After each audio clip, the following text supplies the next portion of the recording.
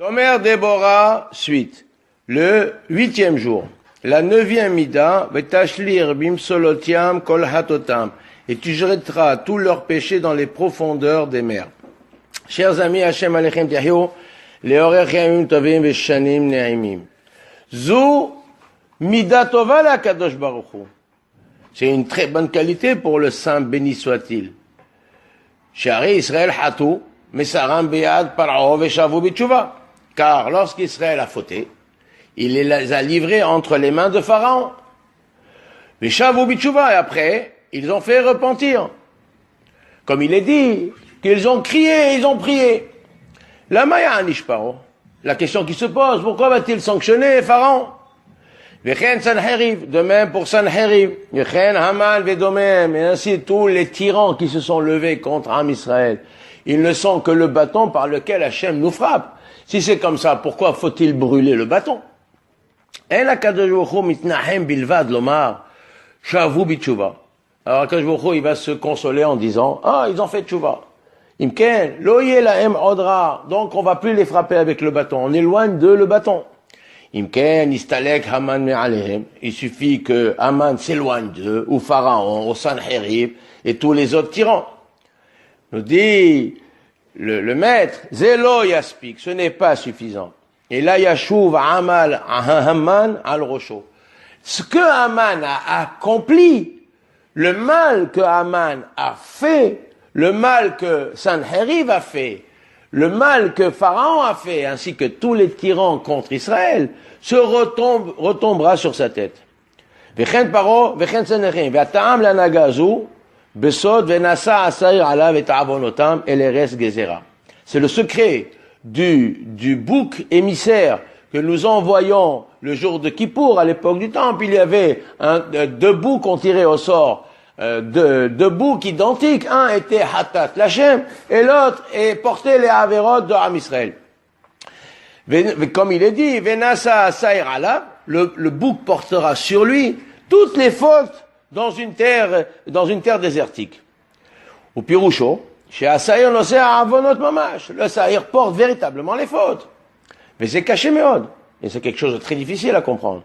Israël Hatou ve Asaïr Nosé, Israël fait la faute, et c'est le bouc qui porte. Et la Mida Ikar, mais la conduite, de cette Mida est ainsi. À Adam Mitvade, l'homme après il fait vidouille, il fait son mea culpa, il reconnaît ses fautes. Mais kavanato be vidouille, les kabel alaf tahara, et son intention quand il fait le vidouille, c'est non seulement d'enlever la faute, mais aussi de se purifier, de recevoir les eaux purificatrices. Qui inyan shamar David, ainsi que David a dit, herev rabbeseni me'avoni. Il a dit que lave-moi de mes fautes. Lave-moi profondément de mes péchés. Donc c'est la même chose. Donc après le vidouille, on obtient la tara. Vichenu amarnu.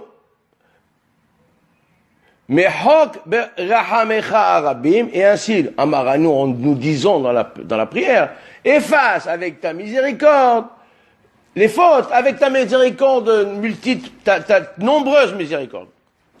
Et non, mitpalel ela sheyu yisurim chalim. Il ne prie que, afin que les Isurim soient faciles à supporter. Sheloye Baem Bitul Torah, que la sanction ne comporte pas quelque chose qui va empêcher l'homme, va nous empêcher d'accomplir la Torah et les mitzvot.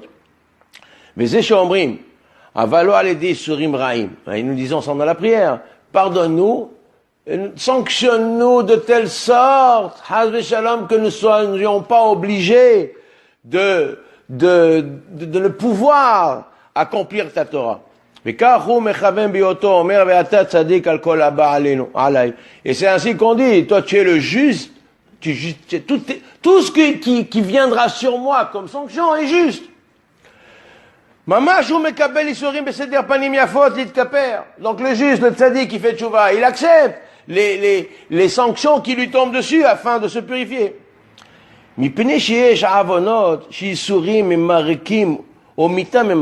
Parce qu'il y a certaines fautes où il est obligé d'avoir des souffrances pour se purifier. Ou d'autres, c'est la mort qui va les purifier, comme rapporte le Rambam. Et de suite, quand cet homme-là reconnaît sa faute dans la tfila, au Pirshu Bazohar, Parashat Pekudei, chez Helek Sam, la faute et la part de Samaël, l'ange du mal, qui est En à Saïr, qui est lui-même le Saïr. Ma'u Helko, et c'est quoi sa part dans ce monde? Chez Akadosh Baruch Hu, noten lo reshut ligbot hovo. Que Akadosh Baruch Hu, lui, c'est l'accusateur, et il vient se servir, récupérer la dette que l'homme lui doit.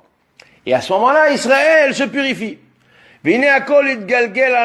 Et tout ça revient sur Sam, sur cet ange-là, Sam même.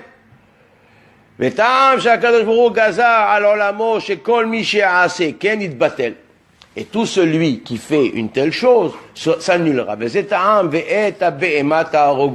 Si un homme faute avec une bête, il a un rapport abominable avec la bête, alors non seulement lui il est passible de mort, mais aussi la bête sera passible de mort. De telle sorte que la bête ne soit pas visible, qu'on ne puisse pas dire voici la bête par laquelle tel a fauté. De même, si on lapide, la pierre qui a été utilisée pour lapider celui qui est passible de mort, alors aussi disparaîtra. Et l'épée par laquelle on met à mort celui qui est passible de mort par l'épée. Toutes ces choses-là, tous ces objets qui servent à la sanction du tribunal, doivent être enterrés et disparaître. Levatel mitziutam vekoham achar shigmor dinam. Après que la justice ait été faite, alors l'objet par lequel la justice se fait doit disparaître totalement. Parce que l'objet qui fait la justice, lui aussi, comporte le mal. Lui-même, il est le mal.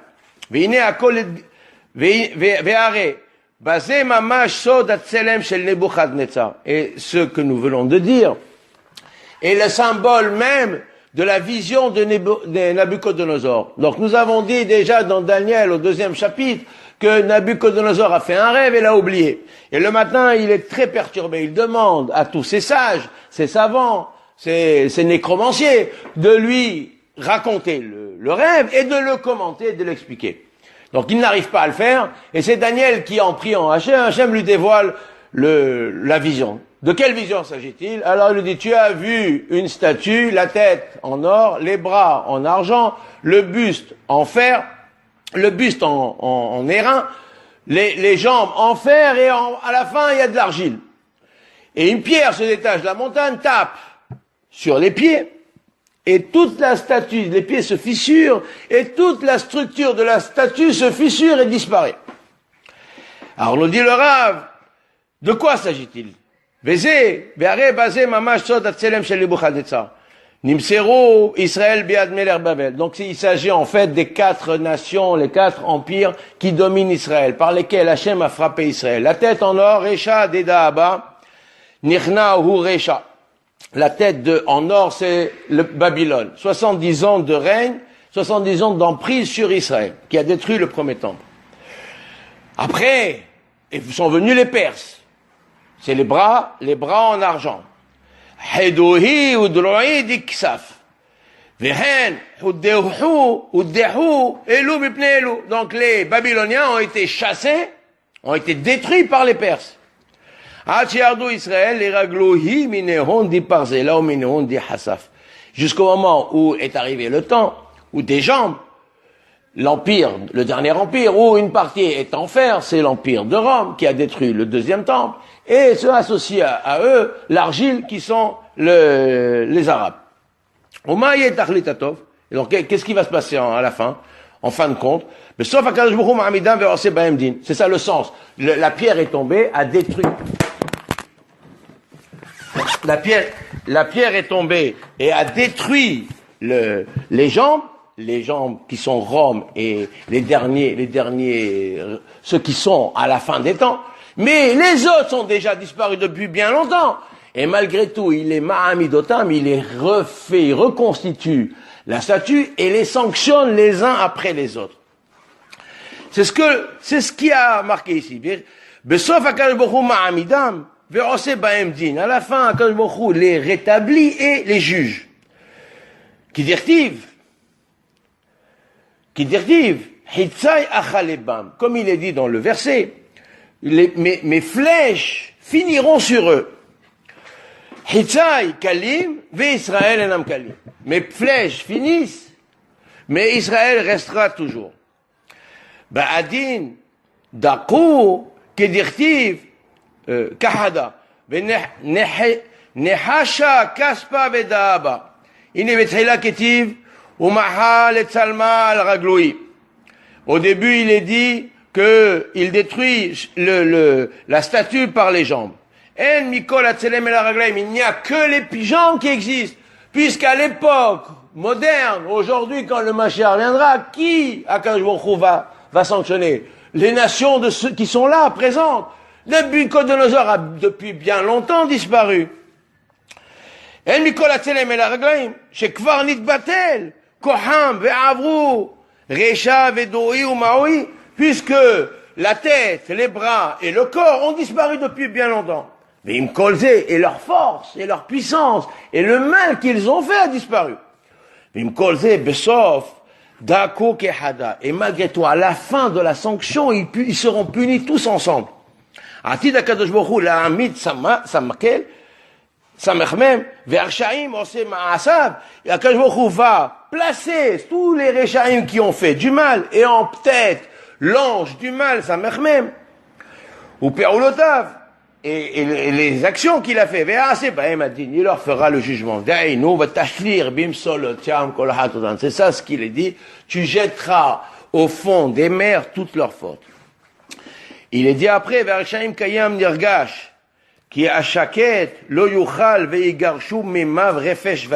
il est dit dans Isaïe, donc, que il est dit, les méchants, les Réchaïm seront comme la mer qui gronde. Ils ne peuvent se reposer. Ces eaux rejettent la fange et la boue. Ce sont ceux qui ont exécuté les sentences sur Israël. Il ramènera plus tard toutes ces sanctions sur leur tête. Ils le payeront. Parce que le sens, il est qu'après que Israël a été sanctionné, a accepté le jugement. Akadosh Baruch Hu mitnahen. Akadosh Baruch Hu se console. Afilu alma shekadam. Il regrette même ce qui a précédé. La sanction. Mais Tovia el bonhomme. Et il réclame la justice pour de faire payer leur mépris, leur humiliation, l'humiliation qu'ils ont subie. Velodai, et c'est pas suffisant. Et il nous dit, Zecharia, que Akadosh Baruch Hu s'est mis en colère un peu, mais les goïms, quand ils ont agi, ils ont multiplié, amplifié, ils se sont donnés à cœur joie, donc ils paieront aussi sur le plus qu'ils ont fait. Gam b'mindazu, aussi avec cette mida, sorech litnaeg a adam im havero. L'homme aussi doit agir de la sorte avec ses prochains. Afilu sheyeh racha medouké, même s'il y a un rachat qui est souffrant. Bisurim, alisnaeo, même s'il y a un rachat qui souffre, donc on va dire que la souffrance du rachat, c'est la faute, la conséquence de ses actes. Il ne doit pas le haïr pour les avérotes qu'il a fait. Après qu'il a été frappé, il est comme ton frère. Il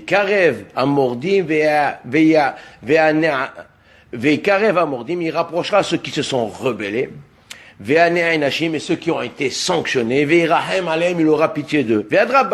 Il doit les secourir de la main de ceux qui les pourchassent. Il ne dira en aucun cas, c'est ses fautes qui lui ont causé cela. Et là, donc il devra emprunter et adopter cette mida et avoir pitié de lui ainsi que nous l'avons. Explication. Et tu jetteras tous leurs péchés dans les profondeurs de la mer. Nous dit, ceci est d'une bonne qualité qui est adoptée par Akadosh Baruch Hu. Lorsqu'il s'est fauta, il le livra entre les mains de Pharaon. Bien que cet exil et ces souffrances ont été annoncées à Hachem, par Hachem, à Abraham, déjà dans Brit Ben Abitarim, comme il lui a dit, sache que ta descendance sera esclave, etc., 400 ans. Cependant, l'oppression d'Israël ne débutera que lorsqu'ils choisiront d'imiter les Égyptiens et adopter leurs coutumes. Comme le dit le Midrash, ils ont trahi l'Éternel, ils enfantèrent des fils étrangers. Et immédiatement après, il est dit, il changea leur cœur. Afach libam lisno amo litnakel ba'avadav. Il a changé le cœur des Égyptiens et ils se sont vengés de son peuple. Ils se repentirent. Comment ils se repentirent? Il est dit, les enfants d'Israël gémirent du sein de l'esclavage et se lamentèrent. Leur plainte monta vers Hachem et Akadosh Baruch Hu entendit leur soupir. Notre histoire traduit la Hashgacha Pratit, l'histoire de Am Israël. Traduit cette Hashgacha Pratit. Rien n'est laissé au hasard. L'attitude des peuples à notre égard dépend uniquement de notre capacité à être fidèle à Hachem et à sa Torah. Il est important de ne pas oublier ce principe. Si nos ennemis arrivent, Haz Shalom, à nous nuire, c'est que nous devons nous remettre en cause. Recherchons la faille qui est en nous et réparons-la. Le méchant ne fait de mal qu'à celui qui le mérite. Comme disent les maîtres, il n'y a pas de mort sans péché. En mita belo avon, ve'en isurim belo het. Il n'y a pas de souffrance sans forfait. Shabbat 55a. Cependant, celui qui fait le mal choisit de le faire. Pharaon n'opprime pas Israël pour accomplir la volonté d'Hachem. Il le fait de sa propre initiative. C'est Hachem qui l'utilise pour sanctionner son peuple. Il est le bâton par lequel Hachem corrige son peuple. C'est pour cela que tous ces méchants seront sévèrement punis. Comme il est dit, la punition sera appliquée par le méchant, il en est l'instrument. Megalgalim, Hova, Alédé, Hayav. Si Israël n'avait pas fauté, le mal que ses ennemis pensaient lui faire serait resté à l'état de projet. Et s'il se repent, le mal ne peut l'atteindre. Comme dit le verset, de la bouche, Mipi Hashem lo yetze hara'a ve'atov. De la bouche de Dieu ne sort ni le bien ni le mal. L'Éternel est comme ton ombre à ta droite. Hashem tzilcha yadiminecha. C'est-à-dire qu'il agit en fonction de ce que nous faisons, comme le déplacement de l'ombre qui dépend de celui du corps. Hachem a remis la destinée de ce monde entre les mains des hommes. Le mal, et ceux qui choisissent de le faire, n'ont pas de raison d'être dans ce monde. Quand Israël faute, ce mal apparaît. Il prend la place qui convient d'être, qui est celle du Hesed. Et il s'y développe. Mais dès qu'Israël fait tchouva, le mal est réduit, il n'a plus d'existence. De même, les méchants qui s'adonnent à la méchanceté, eux aussi disparaissent. Les péchés sont eux-mêmes le mal et les souffrances. Le bouc symbolise les forces négatives qui tirent leur existence des fautes. La terre désolée, désertique est le domaine de ces forces de nuisance. Le désert, c'est là où il y a le Kohatuma. Car la finalité du mal et des péchés est l'égoïsme total, la dislocation de l'harmonie, de la concorde entre les hommes. Le bouc, le Seir, c'est comparé à Esav, c'est Esav lui-même. C'est Esav qui accapare le mal à son compte. Il s'en investit pour le propager, le développer, il fait un choix. Le Nahash, il a fait le choix de faire le mal. En faisant une vraie tchouva, les fautes se détachent d'Israël et vont rejoindre leur source, le bouc. Donc là, Avera, la sanction n'est pas une sanction extérieure, elle est la Avera elle-même. De même que la mitzvah est elle-même, la récompense de la mitzvah est elle-même la mitzvah, c'est-à-dire qu'elle n'est pas un salaire payé pour service rendu. C'est pas quelque chose qu'on donne parce que tu as fait quelque chose de bien, je te paye. C'est la mitzvah elle-même. C'est l'éternité, le salaire éternel est contenu dans la mitzvah elle-même. La pureté revient sur l'homme. Si à David dit, lave-moi profondément de mes péchés. La pureté revient alors sur l'homme. Nous disons dans Ki bayom hazeh yechaper alechem, v'taretrem kol hatotechem titaharu. Il y a marqué, en ce jour, le jour de Kippour, Akadosh Baruch Hu pardonne les fautes. Et vous vous purifierez. Donc il y a deux choses. Il y a la Avera même, mais la Avera elle-même pèse sur l'homme et lui amène la Toum'a. Alors la pureté revient quand l'homme fait tchouva. Il reste à laver à grande eau les taches et les auréoles, les traces de l'impureté qui restent dans l'âme.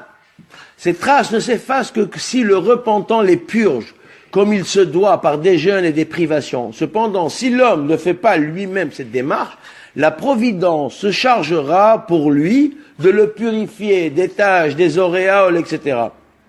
Comment? Par des souffrances et par des plaies. Les épreuves de la vie serviront à l'expiation des fautes. Il convient donc d'implorer le Seigneur Tout-Puissant de miséricorde pour que ces douleurs soient supportables, afin que l'on puisse continuer à remplir le service de Dieu. Parfois, les calamités qui s'abattent sur les hommes sont telles qu'elles l'empêchent d'accomplir les mitzvot les plus simples. Elles le détournent de l'étude et troublent sa foi. Pour que les souffrances servent à l'expiation, il est obligatoire qu'elles soient acceptées comme faisant partie d'un processus de purification. Il est dit dans le Zohar que c'est la part, donc la Avera est la part de sa mère même. L'enfant qui commet une grosse bêtise doit être sanctionné. Qui se propose pour exécuter la sentence? Le mal. Lui-même, il prend plaisir à châtier. Alors que le Seigneur désire que le bourreau soit comme le père qui corrige son enfant. Celui-là, il vient et il a plaisir à faire souffrir. Il souffre lui-même à chaque coup qu'il administre à son fils. Il ressent dans sa chair la douleur qui est double. Dès que l'enfant reconnaît sa faute et accepte la punition, ainsi le décret que le décrète le juge suprême, de suite les péchés passent sur le bouc. Les forces du mal ont le droit d'agir pour le nettoyer de sa faute. Mais puisqu'ils ont agi pour le nettoyer de sa faute, et eux ont pris plaisir, donc ils sont eux-mêmes l'objet du mal. Ils font partie du mal, donc ils doivent disparaître. Tout celui qui participe du mal, tout celui qui prend le rôle du fouet, qui sanctionne le fauteur, doit disparaître de ce monde. Le Ramban dit, la pierre de lapidation, la potence, le glaive par lequel le bourreau fait sa sale besogne, doivent tous disparaître avec le condamné. Ils seront enterrés avec lui. La raison est qu'il ne doit pas rester sur terre le souvenir du mal ou de la faute que tel ou tel a commis. Cependant, la raison profonde de cela est que tout ce qui participe du mal disparaît après avoir rempli son rôle. Il n'a plus de raison d'être. Dans le même sens, nos maîtres disent, celui qui est la cause du châtiment de son prochain sera exclu du lieu de la résidence du Saint béni soit-il. Kol chez Haveron et Enash aliado, en machnisim oto bermechisato chez la Kadosh Baruch Hu. Nous allons voir maintenant la vision de Nabucodonosor. Dans le livre de Daniel, il est dit, dans la deuxième année de son règne, Nabucodonosor eut un songe. Son esprit en fut troublé, son sommeil perturbé. Le roi demanda aux sages de son royaume de lui révéler le rêve et sa signification. Daniel eut une vision prophétique dans laquelle on lui révéla le songe et sa signification. Il dit au roi, voici le songe. Tu regardais, et voici une grande statue immense dont l'éclat était extraordinaire et la forme effrayante. Cette statue avait la tête en or fin, la poitrine et les bras en argent, le ventre et les cuisses en airain, les jambes en fer et les pieds en partie en fer, en partie en argile. Une pierre se détacha et frappa les pieds de fer et d'argile et les pulvérisa. Alors le fer, l'argile, l'airain, l'argent et l'or furent tous ensemble pulvérisés. La pierre qui les avait frappés devient une grande montagne qui remplit toute la terre. Daniel poursuit alors l'interprétation de la vision. La tête en or est l'empire babylonien qui deviendra un autre empire inférieur comparé à l'argent et un troisième d'airain. Et enfin, un dernier semblable au fer qui aplatit tout. Les pieds de fer et l'argile signifient qu'une partie du royaume sera forte et l'autre fragile. La statue que voit Nabucodonosor est en fait les 4 empires qui domineront Israël jusqu'à la fin des temps, ces empires que le Tout-Puissant élève pour châtier Israël. Les méchants, quand ils le méritent.